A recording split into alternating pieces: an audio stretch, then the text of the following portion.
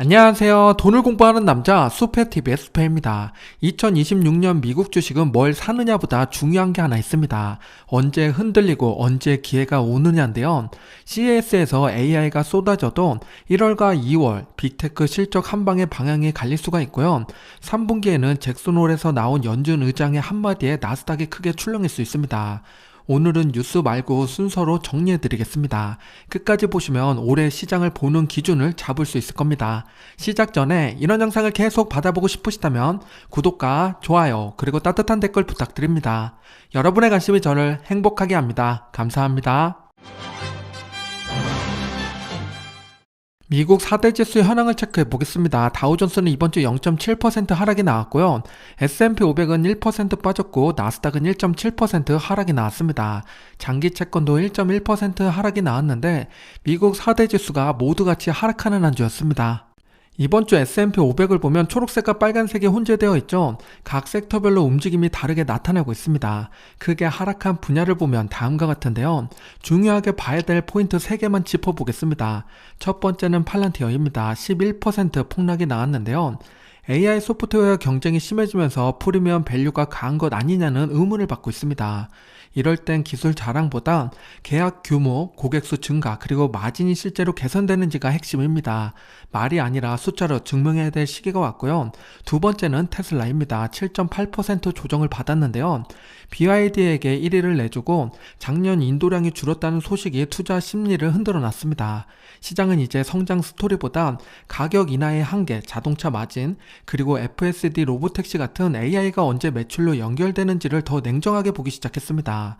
기대가 큰 종목일수록 실망도 빠르게 반영되는 모습이고요. 마지막 세 번째는 마이크로소프트입니다. AI 리더십 강화를 위해서 조직 개편을 장기적으로 놓고 있다고 하는데 이거는 긍정적으로 볼 수 있지만 단기적으로 보면 AI 투자 비용과 수익화 속도가 불투명해졌다는 이야기입니다. 결국 포인트는 하나인데요. AI를 한다가 아니라 AI가 매출과 이익으로 돌아오느냐가 중요합니다. 마소 투자자라면 클라우드 성장률과 코파일럿 확산 속도를 꼭 체크해 보셔야 됩니다. 2025년 빅테크 수익률을 정리하면 다음과 같습니다.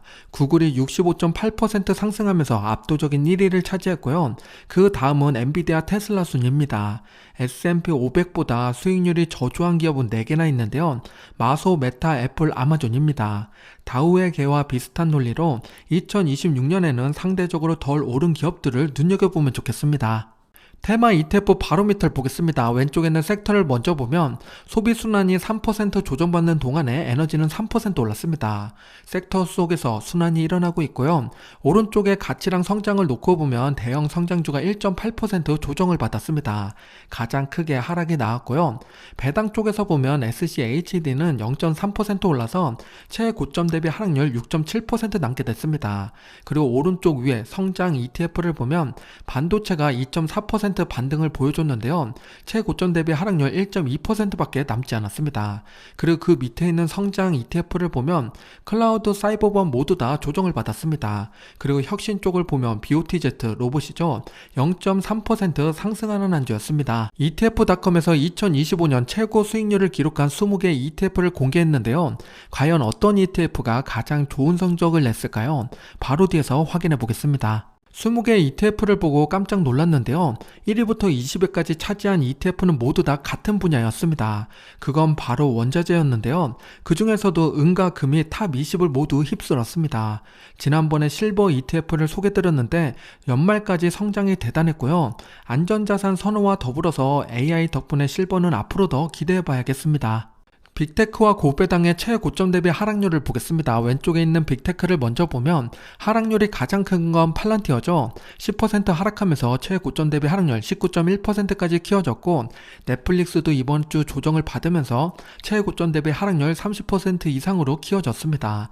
그리고 오른쪽에 고배당주를 보면 반대로 엑스모빌이 2.8% 상승하면서 최고점 대비 하락률 2.9%밖에 남지 않았습니다. 팔란티어의 주가 차트를 보면 8월부터 지금까지 횡보하고 있죠. 아쉽게도 상승 채널이 깨진 상태입니다. 박스권 상단을 뚫고 올라가야 힘을 받을 텐데요.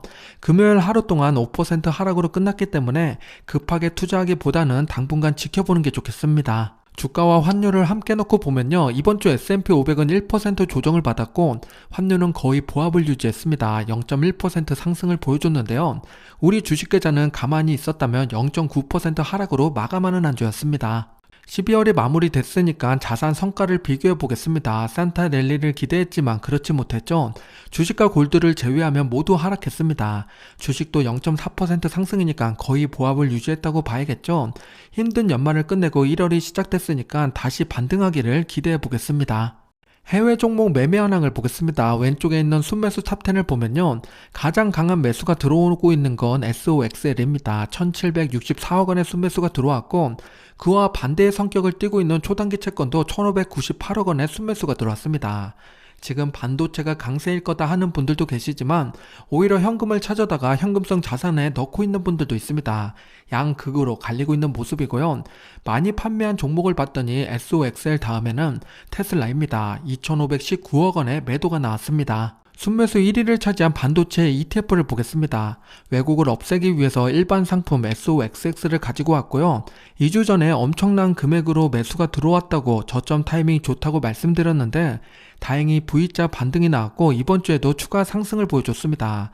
채널 상단까지 아직 여유가 있으니까 CES를 보면서 방향을 체크해봐도 좋겠습니다. 국내 상장된 해외 ETF의 매매 현황을 보겠습니다. 왼쪽에 매수 탑10을 보면 S&P 500과 나스닥 100을 제외하면 초단기 채권, 중국 로봇이 강세였습니다. 이번 주 탑10 매수 금액이 4,728억 원인데요. 연초가 되니까 다시 투자 심리가 회복되는 모습입니다. 그리고 오른쪽 매도 탑10을 보면 1위를 차지하고 있는 게 테슬라 밸류체인인데요. 해외 직투와 마찬가지로 테슬라 매도가 많은 한 주였습니다. 이번 주 매수가 많았던 차이나 휴머노이드 로봇 ETF를 보겠습니다. 섹터로 보면 산업재와 기술의 비중이 가장 높고요. 오른쪽에 투자 기업을 보면 중국을 대표하는 로봇 관련 회사들이 대거 포진되어 있습니다. 현재 로봇은 미국의 테슬라를 제외하면 중국이 앞서가고 있죠. 중국 정부에서 밀어주는 분야인 만큼 성장 속도가 빠릅니다. 올해는 휴머노이드를 구매하는 사람들이 생겨날 것 같은데요.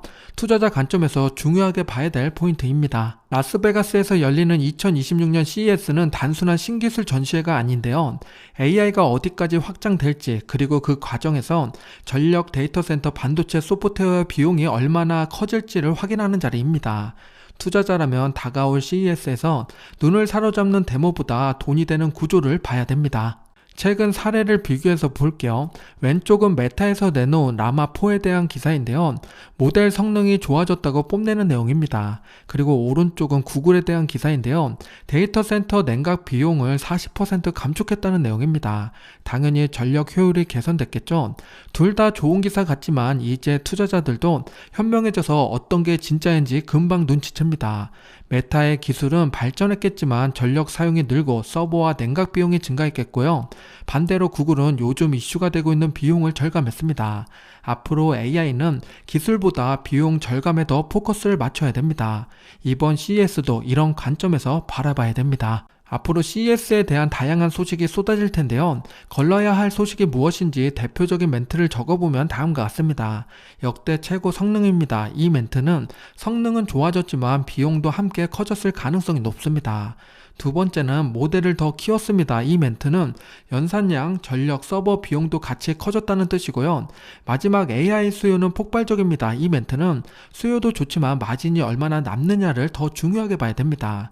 투자자 관점에서 보니까 좋은 멘트가 나쁘게 보이죠? 그게 정상입니다. 그럼 반대로 위험한 멘트가 아니라 기회의 신호는 뭐가 있는지 볼게요. 같은 성능인데 더 적은 전력을 쓴다든지 연산 효율 개선, 매출 반영 시점 명확, AI 운용 비용 감소 등이 있습니다. VS로 위험과 기회 신호를 표로 작성했으니 캡처하셔서 내가 투자하고 있는 기업은 어떤 신호를 전해주는지 점검해 보시기 바랍니다. 이 멘트는 CES뿐만 아니라 실적 발표에도 똑같이 적용됩니다. 골드만삭스의 보고서를 보면 2026년 설비 투자 추정치를 상향 조정했다는 이야기를 하는데요. 금액으로 환산해보면 5천억 달러라고 합니다. 상당히 큰 금액이죠. 즉 올해는 작년보다 더 많은 투자가 진행될 예정이고 우리의 투자 난이도가 더 높아진다는 이야기입니다. 진흙이 더 많아질 테니 진주 찾기가 더 어려워지겠습니다. 데이터 센터 전력 수요도 마찬가지인데요. 2030년까지 160% 증가할 것으로 예측하고 있습니다.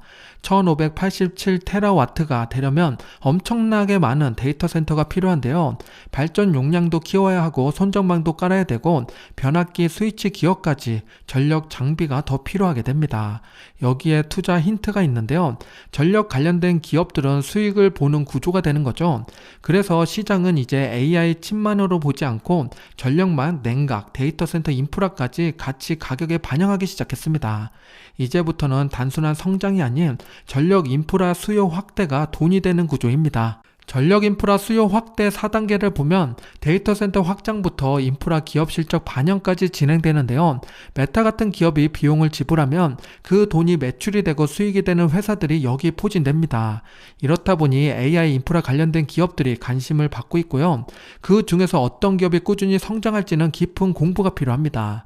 투자 공부할 시간이 부족한 분들은 ETF로 접근해도 좋은데요. 바로 뒤에서 인프라 개발 관련된 ETF 하나를 소개드리겠습니다. PAVE ETF인데요. 구성은 산업 비중이 압도적으로 높고 원자재가 뒤를 받쳐주고 있습니다. 즉 전력망을 깔고 공장을 짓고 설비를 올리는 실물 투자에 베팅하는 구조인데요. 오른쪽 종목을 보면 하우메카 파커하니피는 전력 및 산업 부품 기업이고 컨타 서비스는 전력 인프라 기업입니다. 비중은 동일 가중 방식으로 진행되는 것 같고요. 총 투자 기업은 100개입니다. 이제 AI 테마는 칩과 함께 전력, 배선망, 산업 설비 수요로 확장해서 생각해야 됩니다. 다음으로 2026년 중요하게 봐야 될 포인트 하나를 말씀드리면 바로 사이버 보안입니다.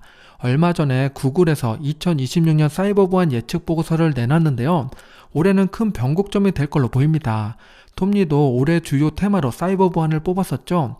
AI가 발전하다 보니까 보안 산업도 함께 성장하는 모습입니다. 구글 보고서를 조금 더 자세히 보겠습니다. 이 보고서는 15페이지로 구성되어 있는데요. 투자자 관점에서 봐야 할 포인트 3개만 짚어보겠습니다. 첫 번째는 AI가 퍼질수록 보안 비용도 함께 구조적으로 증가한다는 이야기입니다. 예전엔 사고가 나야 예산이 붙었는데 이제는 사고 나면 매출과 평판이 바로 흔들리기 때문에 예방 차원의 대응이 선제적으로 진행된다고 합니다. 그래서 이제 보안은 선택이 아니라 필수 운영비가 됐고요. 두 번째는 국가가 주도적으로 공격을 더 정교하게 한다고 합니다. 특정 산업을 노리거나 공급망을 타고 들어오는 경우가 많아졌습니다. 한번 뚫리면 피해가 길게 가기 때문에 기업들은 이제 방어를 넘어서 탐지와 대응에 돈을 쓰기 시작했습니다. 마지막 세 번째는 AI 자체가 공격 대상이 되고 있다는 내용인데요. 모델이 털리고 데이터가 새고 프롬프트 시스템이 흔들릴 수 있다고 합니다. AI를 도입한 기업일수록 보안이 약점이 되기 쉽다고 하는데요. 우리도 챗 GPT에게 신용정보가 털리지 않도록 정보를 제공하는 걸 자제해야겠습니다. 2026년 보안은 이제 테마가 아니라 인프라로 접어들었는데요. 투자자 입장에서 눈여겨봐야 될 포인트는 필수가 되어가는 보안 지출과 AI 도입 기업의 표적입니다. 사이버 보안 업체들의 매출이 증가할 수밖에 없는 구조입니다. 전세계 사이버 보안 시장 전망을 보면 2025년 2276억 달러의 시장이 2030년이 되면 3519억 달러로 성장한다고 합니다. 기업의 보안 관련된 지출은 이제 운영 필수 비용이 될 텐데요. 이 흐름은 구독형 보안, 클라우드 보안, 위험 탐지 쪽으로 매출이 확장될 예정입니다. 매출이 쌓이는 구조가 형성되는 과정이죠. 포식자가 누구인지 알아둬야 됩니다. 우선 사이버 보안 수요 확대 4단계를 보면 AI 클라우드 확장으로 시작해서 사이버 보안 지출 증가까지 이어지는데요. 앞에서 봤던 인프라 확장과 비슷하죠. 이 모든 게 AI로 발생된 새로운 시장과 산업의 확장입니다. 반대로 줄어드는 산업도 있겠지만 우리의 투자는 확장 쪽에 있어야 됩니다. 사이버 보안 ETF로 BOG를 가지고 왔는데요. 오른쪽 투자 종목을 보면 알 수 있듯이 사이버 보안에 포커스 맞춘 ETF입니다. 대표적인 기업으로는 포티넷, 체크포인트, 클라우드 스트라이크, 팔로알토 등이 있습니다. 총 투자 기업은 31개로 집중형 ETF고요. 제 영상을 자주 봤던 분들은 조금 생소할 수 있습니다. 기존의 사이버 보안으로 CIBR을 많이 말씀드렸는데요. 어떤 차이가 있는지 보겠습니다. 왼쪽은 CIBR이고 오른쪽은 BOG인데요. CIBR은 성숙 기업의 비중이 높다 보니까 대형주가 많고요. BOG는 성장 단계 기업의 비중이 높아서 중소형주가 많습니다. 투자 기업을 봐도 느낌이 다른데요. CIBR은 팔로알토랑 브로드컴 같은 기업이 있고 BOG는 포티넷과 체크포인트 등이 있습니다. 내가 감당할 수 있는 변동성과 투자 기업을 고려해서 선택하시면 됩니다. 마지막으로 CES에서 봐야 될 포인트는 로봇인데요. AI 확장 측면에서 빠지면 안 되는 게 피지컬 AI죠. 그 중에서도 우리 삶과 제조업에 직접적으로 영향을 주는 건 로봇입니다. 앞에서 빅테크 기업의 인원 감축이 늘어나고 있다고 말씀드렸는데요. 이미 다양한 현장에서 벌어지고 있는 사건입니다. 최근에는 불 꺼진 공장이 늘어나고 있다고 하는데요. 공장이 멈춘 게 아니라 사람이 없기 때문에 조명이 필요 없고 불이 꺼진 채로 운영이 된다고 합니다. 대표적인 기업으로 화나카 폭스콘이 있고요. 폭스콘은 야간에 무인 라인이 운영된다고 합니다. 테슬라도 옵티머스가 공장에 투입되기 시작했는데요. 언젠가 무인 생산 비율이 100%가 되는 순간이 올 것 같죠? 내 일자리는 뺏는 기업이 있다면 해지용으로 투자를 해야 됩니다. AI 자동화 수요 증가 4단계를 보면 역시나 AI로 출발하는데요. 자동화 설비가 전 산업으로 확장되면 사람이 노동하는 시대가 막을 내리지 않을까 싶습니다. 먼 이야기 같지만 AI로 인해 우리의 생각보다 빠르게 현실이 될 겁니다. AI가 우리의 일자리를 대체하겠지만 우리는 AI를 활용할 줄 아는 사람이 되어야 합니다. AI 자동화 관련된 ETF로 아로비오를 가지고 왔습니다. 왼쪽 섹터를 보면 산업과 기술의 비중이 대부분을 차지하고 있고요. 오른쪽 투자 기업을 보면 화낙, 노벤타, 인투이티브, 서지컬 등이 있습니다. 투자 비중은 동일 가중 방식이고 총 88개 기업을 담고 있습니다. AI가 커질수록 기업은 두 가지 선택이 남아있는데요. 사람을 더 쓰거나 자동화로 바꾸거나, 아로비오는 그 두 번째 선택지에 대한 투자입니다. 다음으로 2026년 로드맵을 볼 건데요. 올해의 미국 주식은 뭘 사느냐보다 언제 판단하느냐가 더 중요합니다. 분기마다 어떤 이벤트가 있는지, 그때마다 우리는 어떤 것을 중요하게 봐야 되는지 하나씩 정리해 보겠습니다. 좋아요 눌러주셨죠? 바로 보겠습니다. 2026년 1분기는 먼저 CES에서 AI가 어디로 확장하는지 힌트를 얻고 시장은 곧바로 AI가 돈이 되느냐를 묻기 시작합니다. 그 답은 1월 말부터 2월까지 나오는 빅테크 4분기 실적에서 확인할 수 있고요. 연준 의장 교체 리스크나 3월 FOMC 전도표도 중요하지만 결국 금리와 정책도 실적이 흔들릴 때 더 크게 반응할 겁니다. 그래서 1분기는 실적에서 매출과 마진으로 증명해야 되고요. 2026년의 주도권을 가져가게 됩니다. 그럼 빅테크 기업의 실적 발표 때 구체적으로 무엇을 봐야 되는지 확인해 보겠습니다. 빅테크 실적 발표 체크포인트를 정리하면 다음과 같습니다. 실적 발표 일정은 예정이고요. 확정되면 주간 브리핑에서 다시 언급드리겠습니다. 오른쪽 투자 포인트를 보면 결국 AI가 각 기업의 매출과 이익에 어떤 영향을 끼치느냐가 중요합니다. 내가 투자하고 있는 기업의 포인트를 꼭 기억해뒀다가 실적 발표 때 점검하시기 바랍니다. 2분기는 이벤트가 많은데요. 4월과 5월 사이에는 빅테크 1분기 실적으로 인해서 AI 수익화 속도를 확인할 수 있고요. 5월 15일은 파월 임기 종료 이슈로 정책 불확실성이 커질 수 있습니다. 6월에는 월드컵이 시작되죠. 글로벌 이벤트가 분위기를 바꿀 수 있지만 투자자 입장에서 진짜 중요한 건 6월 17일 FOMC입니다. 이 회의는 금리를 내리냐 마냐보다 새 연준이 어떤 기준으로 움직일지, 즉 정책 프레임을 시장에 각인시키는 자리입니다. 문장 하나, 키워드 하나가 장단기 금리와 달러를 움직이고 이게 미국 증시와 바로 연결이 됩니다. 2분기는 새 연준 프레임 변화를 봐야 됩니다. FOMC와 나스닥 지수의 관계를 보면 상승할 때도 있고 하락할 때도 있어서 상관이 없어 보이지만 변동성을 체크해보면 말이 다릅니다. 크게 오를 때는 3% 급등하고 하락할 때는 2% 가까이 빠졌는데요.